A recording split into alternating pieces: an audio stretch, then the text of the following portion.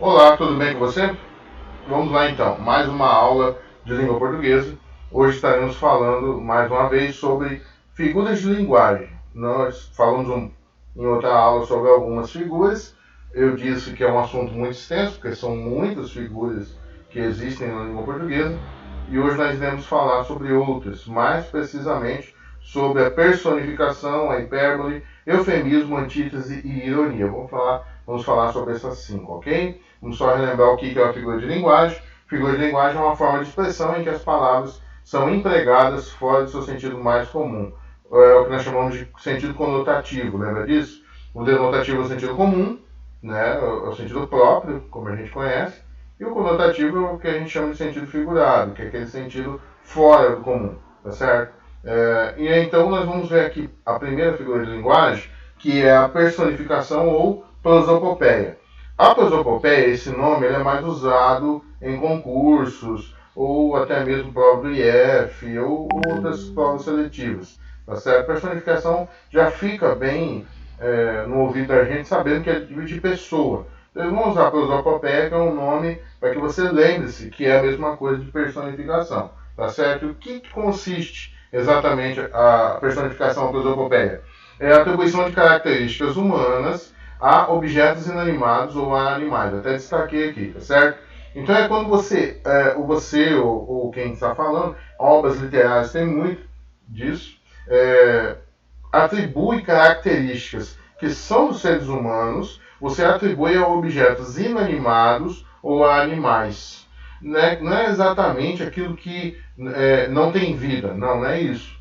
Você atribui características que é só do ser humano, você atribui a algo que não é humano, que aí pode ser um objeto inanimado ou animais, tá certo? Então, por exemplo, a primeira frase aqui: hoje até o sol está mais feliz. Veja que felicidade é uma atribuição característica do ser humano, e aí está sendo dado ao sol, que a princípio é considerado um objeto inanimado, tá certo? Então, quando você faz isso, atribui uma característica que é de humano para algo que não é humano, no caso que é o Sol, você está fazendo uma prosopopeia ou uma personificação, tá certo?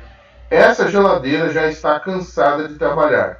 Bom, veja bem, cansaço é algo, e ainda mais de trabalhar, é algo que é uma atribuição do ser humano, é ele que se cansa de trabalhar, tá certo? O cansaço é dele. Algo mecânico, automático, como uma geladeira, ela não se cansa, evidentemente, porque ela é programada para isso, ela nem sabe o que é um cansaço. Mas quando você faz uma frase, uma atribuição de algo que é humano, como é o cansaço, que é uma característica do homem, do ser humano, e dada a geladeira, você está fazendo uma personificação ou prosopopeia, tá certo?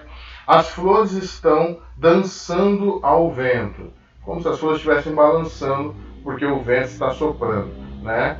E quando você fala que elas estão dançando, aí você incrementa algo ali no texto, um texto mais literário, né? Um texto mais artístico, e ao mesmo tempo você está fazendo uma figura de linguagem, porque você está atribuindo às flores, que são objetos inanimados, uma característica humana. Então o que você está fazendo? Uma personificação ou prosopopeia, tá certo? E por último, essa música tem um violino tão melancólico. Para que você que às vezes não sabe o que é melancólico, é algo mais depressivo, vamos dizer assim.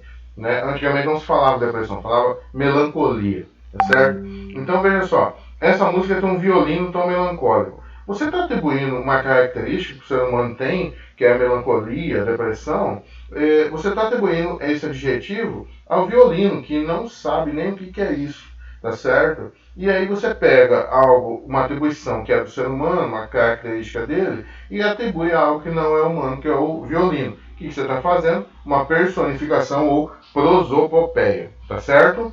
Vamos para a próxima, hipérbole. Hipérbole é bem tranquilo, até porque muitos de vocês fazem hipérbole às vezes e nem percebem, tá certo? Vocês fazem e às vezes não sabem dar um nome para isso. O que é hipérbole? É a característica pela expressão exagerada, até coloquei aqui destacada, né?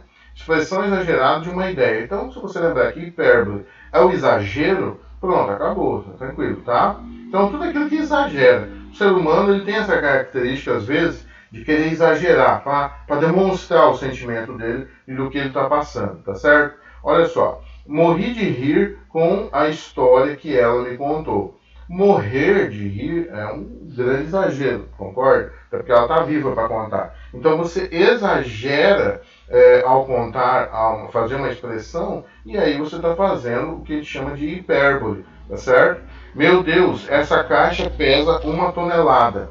Não a consigo carregar sozinha. Então olha só, caixa pesar 1 tonelada, bom, se ela pesasse 1 tonelada, ela nem tentaria tirar do chão. Mas quando ela pega, ela está querendo dizer que a caixa é muito pesada. E é isso que ela está querendo dizer. Só que ela se usa de uma hipérbole, de um exagero, para expressar o quão pesada é aquela caixa. Claro que ela não pesa 1 tonelada. E, por exemplo, na primeira, claro que o que ela, a história que a outra contou é muito engraçada, mas claro que não a ponto de matar alguém. Tá certo? Então você vai entender o que é hipérbole.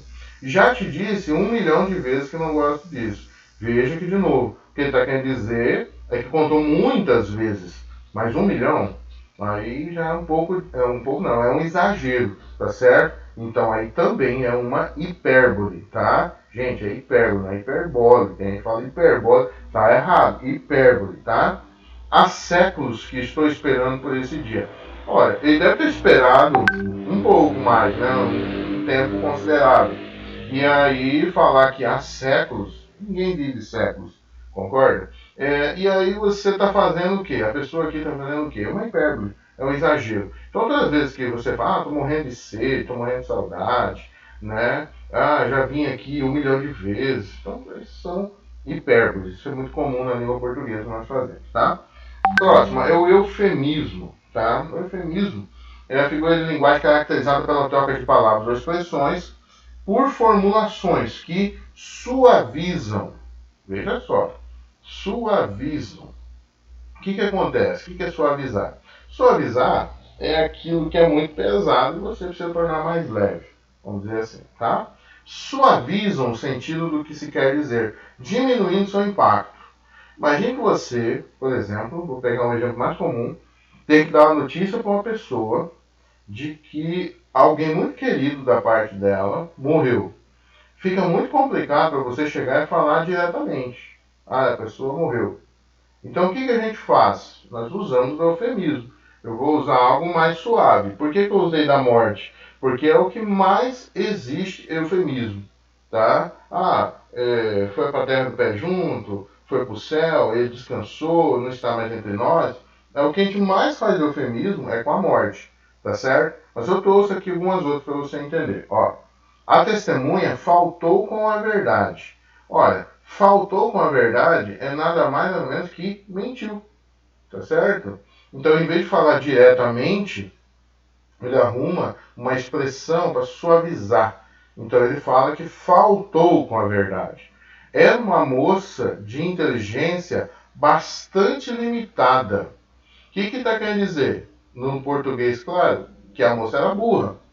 Tá? Mas, para suavizar, porque às vezes seria muito arrogante, muito agressivo, ele fala que a menina era inteligente, a moça era de inteligência bastante limitada.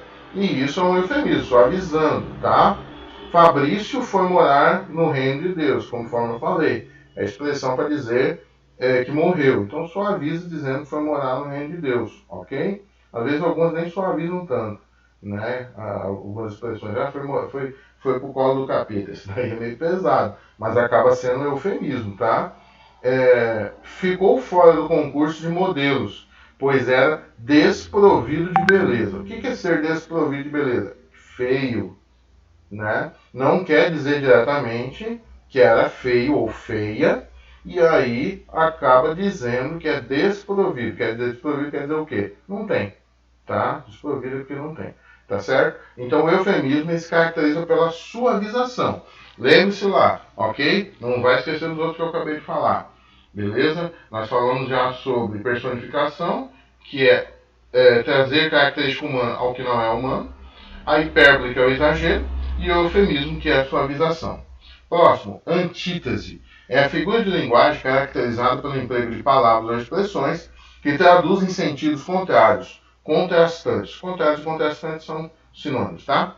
Exemplos. Antes de falar da antítese, deixa eu só explicar uma coisa. Não confunda antítese com paradoxo. Porque antítese são palavras de sentidos opostos. Então, quando você pega a palavra de sentidos opostos e trabalha na mesma frase, você tem uma antítese.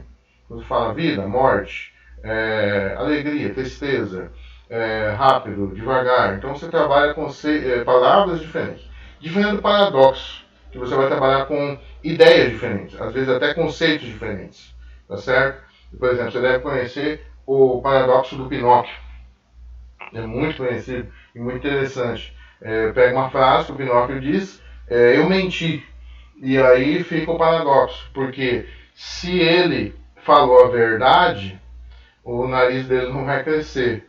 Mas se ele está mentindo, então o nariz dele vai crescer. Então fica aquela confusão ali naquele paradoxo. Então paradoxos são ideias de sentidos contrários. Por exemplo, eu senti muita saudade de você e fui embora. E aí você fica nos sentidos contrários, como sentiu saudade, então você quer ir para perto, aí fui embora. Então são paradoxos, são ideias diferentes. A antítese não são ideias, são palavras diferentes. É bem, até mais simples, tá? Então veja só isso aqui. O ódio e o amor andam de mãos dadas. O ódio e o amor andam de mãos dadas. Palavras de sentidos opostos, contrastantes, ó. Ódio e amor. A tristeza e a felicidade fazem parte da vida. Então veja só, tristeza, felicidade, palavras de sentidos contrastantes e opostos. Bonito para alguns, feio para outros. Então olha só, bonito e feio, palavras de sentidos contrastantes, contrários, opostos. Faça sol ou faça chuva, estarei no teatro. Então veja só, ideias diferentes, tá? Ou palavras diferentes. Sol e chuva, tá? Então que isso aqui é o que a gente chama de antítese, uma palavra que vai contra a outra, de sentido contrário da outra. Ironia, isso aqui é que vocês vão entender melhor. Até porque os jovens fazem muita ironia, né? Às vezes são irônicos ao extremo até. É a expressão de um significado contrário ao que se pretende exprimir, o qual só pode ser identificado em um contexto específico. Por meio dela, o falante pode fazer uma crítica ou provocar humor. Então vejam só o que ele está falando. É a expressão do significado contrário ao que se pretende exprimir, expressar, falar, né? O qual só pode ser identificado em um contexto específico, tá certo? Então a pessoa ali vai entender a ironia que está dentro daquele contexto. Por meio dela, o falante pode fazer uma crítica ou provocar humor. Então veja bem, todas as vezes que você pensa uma coisa, mas fala diferente daquilo que você pensou, no sentido, na vontade de provocar humor, de ser engraçado, ou até mesmo fazer uma crítica, você está sendo irônico. Isso é o que a gente chama de ironia, tá certo? Então, se você vê uma pessoa muito feia, chama ela de bonita, é ironia. Você vê uma pessoa muito baixinha, chama ela de alta. Vê uma pessoa muito alta, chama ela de baixinha. Então, sempre você vai trabalhar com aquilo que é o contrário do que você pensa. Ou a pessoa, o falante, fala o contrário do que ele está pensando. Então, por exemplo, ó, fale mais alto, lá da esquina ainda não dá para ouvir. Então veja bem, é óbvio que ela não quer que ninguém fale mais alto. Pelo que se expressa aqui, a pessoa está gritando, está falando muito alto.